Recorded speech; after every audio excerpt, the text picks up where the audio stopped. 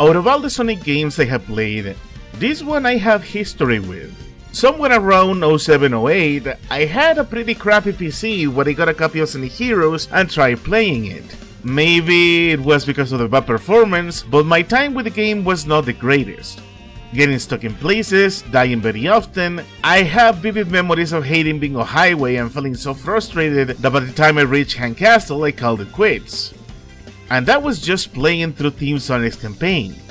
But now, it's 2025 at the time I'm writing this. I have a lot more gaming experience and a self-imposed goal to truly engage with Sonic's 3D catalog, so I guess it's time to give late teen me some closure. So let's cover the basics. In what has to be the most ambitious Sonic game at its time, there is 4 different campaigns with 12 playable characters. For the sake of brevity, I'll just list them as teams. Team Sonic not only finds out Dr. Eggman is up to his old tricks again, but also he has directly sent them a letter, taunting them about the massive army he has put together and how he will launch an attack that will take over the world in 3 days, prompting our heroes to rush on a quest to stop him before the deadline arrives. Team Rose has heard the news that Sonic has allegedly kidnapped Froggy and Chocolate, so they set on a journey to find him and recover their friends, figuring if they go after Eggman, they will eventually run into Sonic.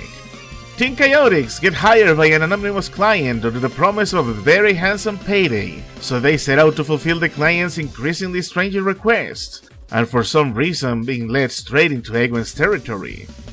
And finally, Team Dark are on a warpath against Eggman, looking to steal his greatest treasure, recover an Amnesiac Shadow's memories, and destroy the Doctor himself in revenge for abandoning Omega.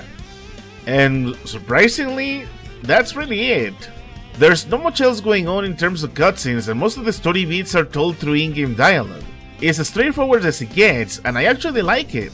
After the cheesier world-ending stories of the adventure games, it feels nice to go back to basics where Eggman himself is the main threat.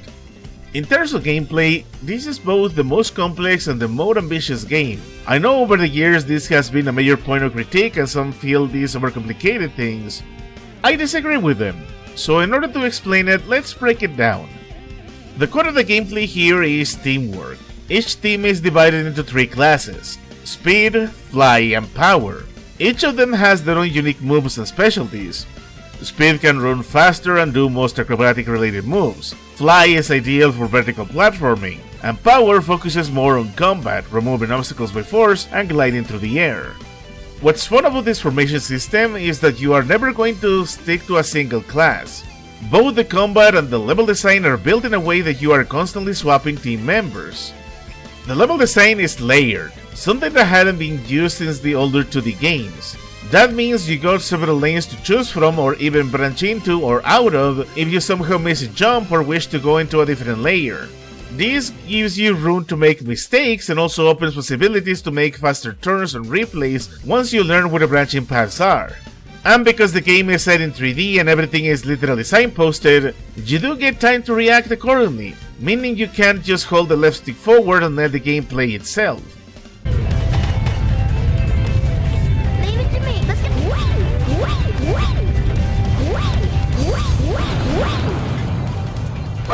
Let's go.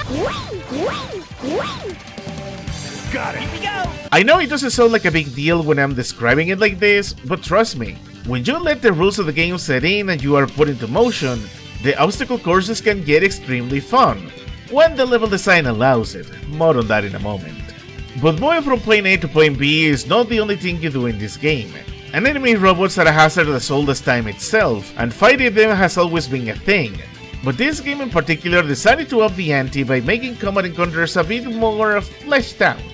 Robots now have a health bar, and unlike the ones from previous games that explode and you look at them funny, you actually need to use your team formations properly in order to beat them. It's not too complicated really. Homing attacks with your speed character can combo most ground forces. Punches and slam attacks from other characters are amazing for crowd control and dealing with armored enemies. And thunder shoots let you take down hovering robots with your flying character. And again, it's not like you can specialize in using only one. You can actually synergize the skills of all 3 members to deal some devastating damage to tougher enemies. So no matter what happens as you play this game, you are actively thinking, using your brain to come up with strategies and reaching into the obstacles the game throws around you. And I love that. Level up! Justice Club!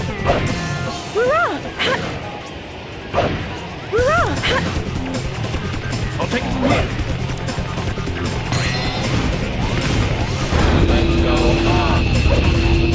It feels like a proper evolution from what Sonic Adventure 1 and 2 were doing, while also adding some extra spectacle to it. To see both the combat and the platforming at their full potential, however, you do need to level up your characters. In every stage, they can level up to 3 times, making your moves stronger, and at max level you can start one-shotting almost every robot, so you get an incentive to both not die and also to keep your character strong so you can get to the goal a lot faster. I think this is best reflected in one of the 3 boss fight types, and in one of the 4 campaigns. Let's talk about the bosses first. I'm gonna be honest right now, they're not very good. The spectacle of chasing Eggman as he pilots a machine that can go backwards without crashing into anything is nice, but the health bars means that all you have to do is get your characters close enough and just mash the attack button. Nothing special or remarkable, let alone needing skill.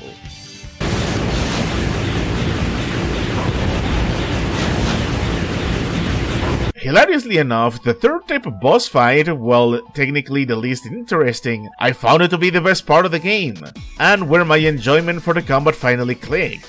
The 3rd and the 6th zones of the games have you fight a gauntlet of basic enemy robots.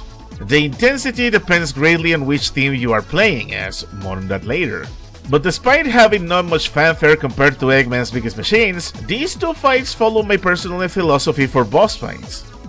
I always believe the best boss fights are the ones that work to test how well the player has learned and dominated the game mechanics up to that point. And these 2 gauntlets are an amazing moments to see the combat at its fullest. You're in a small circular arena, and you get different types of enemies, and you get milliseconds to decide who to attack first. Then, you want to line yourself up in the ideal place to ambush the next wave. As these get tougher, you even get a chance to use your team blast to clear out the tougher crowds. But you have to use the breathing room wisely and plan your next move so you don't get overrun. It's amazing. I love these 2 fights. It's the part of the game that made me realize I was having honest to goodness fun. Here we go! Here we go!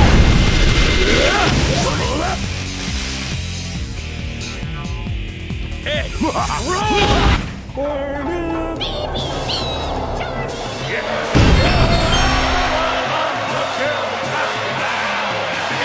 I'm sure some of you may be thinking, how is that possible?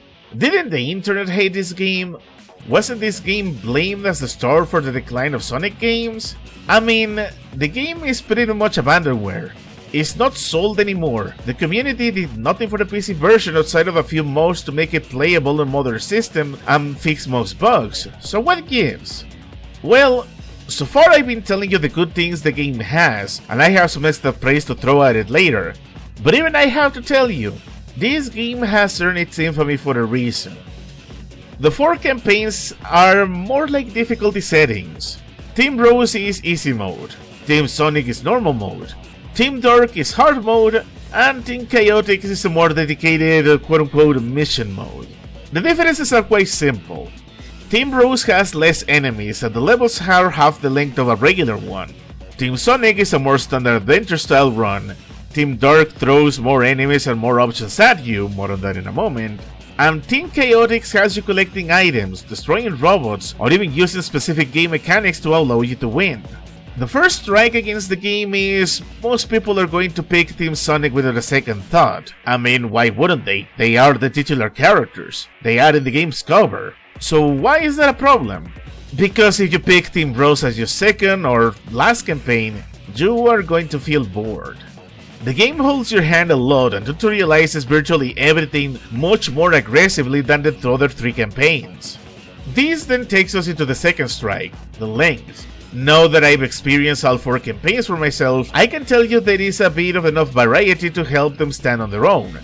But unlike the first 2 adventure games where the most you could take is 10 to 12 minutes per stage, Sonic Hero stages can take up to 15 minutes even if you know what you are doing. There are 7 zones in the game divided in 3 stages each if you count boss fights, so we are looking at 21 stages, around 4 to 6 hours. Anyone looking to get the game's true ending or just wants to play the main 4 campaigns for their own merits are going to feel exhausted.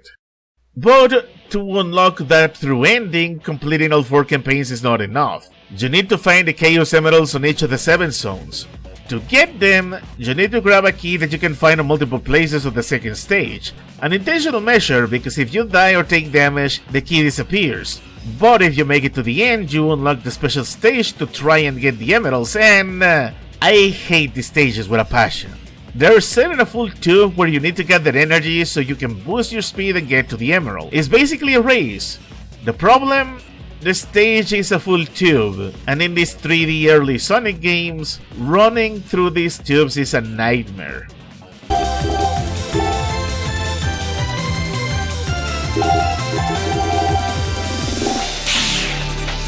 Trying to correct course or moving in a straight line is going to inevitably have you running on the ceiling. There's no way to properly turn without getting glued to the walls. This makes trying to race to the emerald a janky and fun mess. Later stages even have the nerve to add rows of explosives to slow you down, so if you fail to get to the emerald because you're wrestling with the stage itself, you need to replay the 10 to 15 minute stage of the zone again. Make it to the end, then try again. This was the most miserable time I had with the game, and the true ending, while the concept does a very cool thing with bringing back Metal Sonic, in execution it is rather underwhelming. But enough about that, let's talk about rails and bottomless pits, and how much I hate them. I say this all the time when it comes to difficulty, I don't mind friction.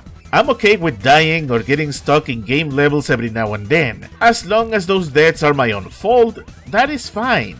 It's part of the fun.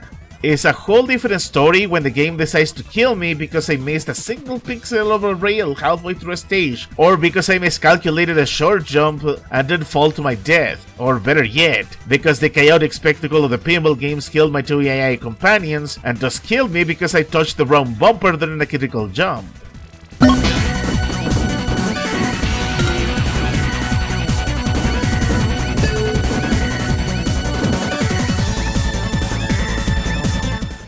Sonic Adventure 1 and 2 had their share of bottomless pits, but nothing in them compared to how this game somehow keeps Sonic and his friends way up in the sky, whether it is in a casino, a forest, or even a castle.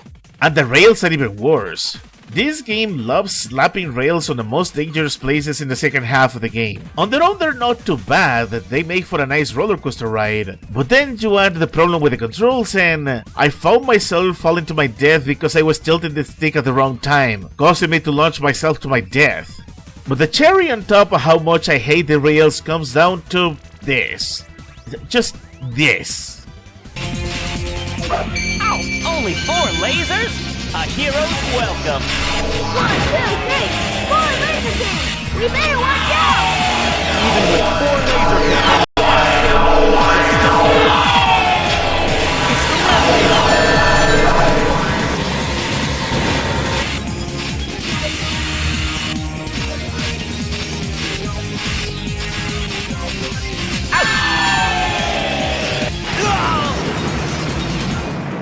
I don't know if this is a bug, but it happened both with Team Sonic and Team Dark. I got nothing. Now, some of you may be wondering, how did you play all 4 campaigns if you died a lot in the dumb bottomless pits? Well, turns out enabling infinite lives makes the whole difference. And I'm glad I did, because a new player stuck in a rail or a tough platforming section risks running out of lives, getting a game over, and having to replay the super long stage all over again. Sure, I won't get my A rank and won't let me achieve 100% completion, but you know what? I'm okay with this.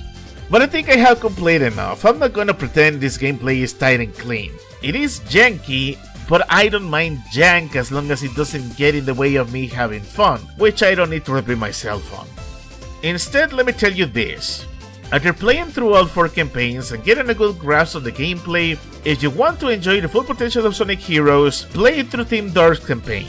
Sure, saying this is the hard mode of the game sounds scary, but since this is a Sonic game, that is actually a good thing. I said the gameplay is at its best when it's making me use my brain a lot. Team Sonic's campaign is nice, but it has too many gaps between platforming and combat encounters, so the gameplay doesn't feel as exciting. Even if virtually all teams play the same, except for a few small variations, you can see the gameplay shine when you find yourself completing the stages faster than you did on your first run, and then realize how much the level design of Team Dark is accommodating for you to think outside the box or to surprise you with extra little hazards. It's neat. Almost as neat as the 4 different stories. If I were to pick my favorites, I'd say they go to Team Dark and Team Chaotix. The former is a group of misfits joining forces out of their desire to take something from Eggman and slowly grow to become proper partners. Something that is going to carry over for future games and media. More on that when we get there in future videos. The latter is a goofy trio of lovable idiots being handed a very fun mystery. Who is the voice that hired them? Why are they asking them to do so many random arbitrary tasks? And why is it leading them into Eggman's territory? And this actually leads somewhere. As dumb as collectible missions are, there is a small payoff and an overall fun time with the Chaotix, even if some of the low points of the game design got in the way. Where am I going with this? That I personally think you should play this game. Emulate it, play the tutorial once, then play Team Dark or even Team Chaotix. But didn't the internet spend years telling us this game was bad and you had to beat the game 4 times in order to see the true ending? Yes, they did, but I'm gonna tell you a little secret. You don't have to play all 4 campaigns.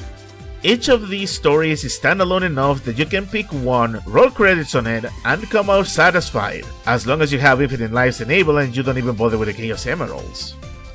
I know it sounds crazy to say this, especially with how the internet handles itself these days, but you don't have to 100% complete a game. As long as you roll credits, that should be it. As long as you feel like you had your fill with the game, that's the end of that. The system here, where you need to complete all the campaigns or do certain requirements to get the true ending, is neat, but like I said, sometimes it's just not worth it. I consider the last story in Sonic Heroes to be a downgrade compared to how it was in Sonic Adventure 1 or especially in Sonic Adventure 2. Whatever the case, for a game that fans feel started the decline of the Sonic franchise, I say I was expecting worse. But of course, this is only the beginning. We'll see if the next 2 games are as bad as the fanbase made them out to be, and if the infamy this franchise got was well deserved or not.